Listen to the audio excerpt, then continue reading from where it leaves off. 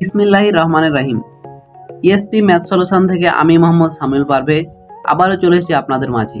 আজকে আমরা যে সমস্যাটি সমাধান করব সেটি হচ্ছে নবম দশম শ্রেণীর সাধারণ গণিত বইয়ের অনুশীলনী 3.2 এর 2 নাম্বার প্রশ্ন।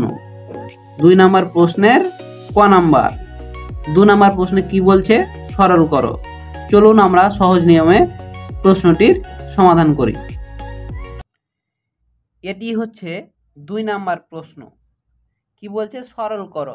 এখন আমরা সরল করার আগে দেখব সূত্র কিভাবে পড়ে আছে। এর আগে আমরা সূত্র ফেলেছি a - b হোল কিউ সমান a³ - 3a² b + 3ab² - b³। কিন্তু এই সূত্র আমাদের পড়ে নাই, সুতরাং আমরা a - b whole Q R একটা সূত্র আছে কি a³ - b³ - 3ab * a - b। এর আগে আমরা করেছি বাম দিক থেকে ডান দিক, এখন আমরা নিয়ে আসব সরলের বেলায় ডান দিক থেকে বাম দিক।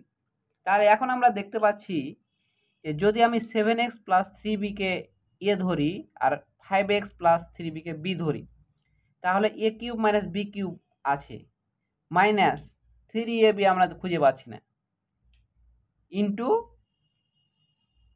3 পাচ্ছি না, 6x আছে, কিন্তু a আর b আমরা পেয়ে যাচ্ছি। সুতরাং আমরা এই সূত্রে রূপান্তর করার চেষ্টা করি প্রথমে।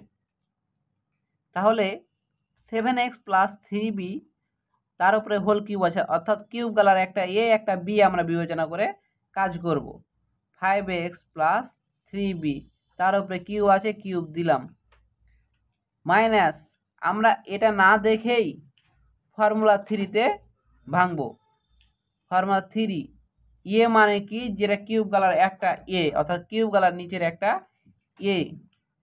7x + 3b 3ab 5x + 3b 3ab। কিন্তু এখন আমরা দেখতে পাচ্ছি ইন্টু যে a - bটা ছিল, সে a - b আমরা দেখতে পাচ্ছি না, কিন্তু আমরা এখানে 3ab অলরেডি ফেলে দিয়েছি, বা 3ab ফর্মুলা আমাদের ফেলা হয়ে গেছে। এখন বাকি আছে কোনটুকা? 6x ছিল। তাহলে এখন যদি আমরা 3-কে 2x দ্বারা গুণ করি, তাহলে 6x 3 দুগুণা 6x আমাদের মিলে যাচ্ছে, আর এ বিটাও মিলে যাচ্ছে। এখন আমরা কাজ করতে পারি, 2xটা এখন কিসের মান এটা আমরা বের করব। তাহলে আমরা প্রথমে আগে ধরি লিখব, ধরি বা মনে করি 7x + 3b সমান, যে চলকটা নাই সেটা ধরবো, কিন্তু ফর্মুলা আমরা যেটা ধরেছি সেটাই ফেলবো। পি, যেহেতু পি চলক নাই,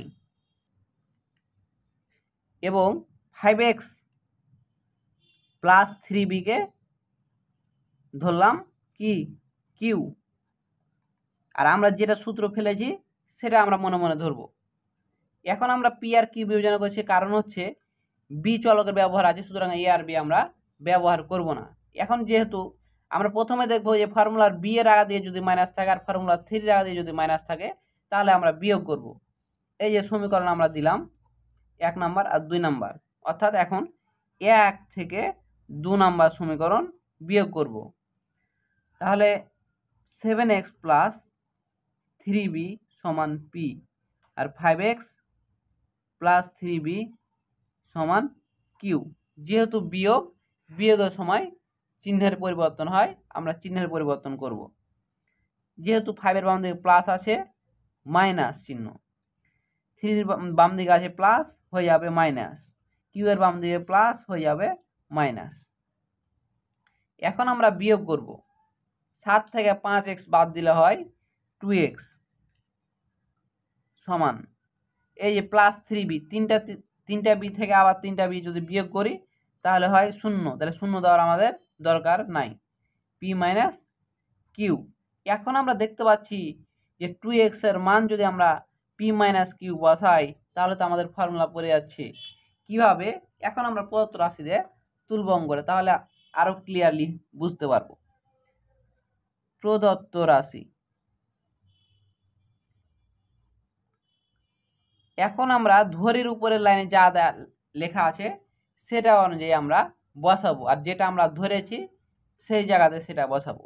এখন 7x প্লাস 3b সমান দেওয়া আছে পি, পি বসালাম, তার উপরে কিউব আছে, কিউব আমরা বসালাম, মাইনাস 5x প্লাস 3b সমান ধরেছি কিউ, কিউ বসালাম, ওপরে কিউব আছে, কিউ বসালাম, মাইনাস 3 ছিল 3 বসালাম, ইন্টু এখানে সমান দেওয়া আছে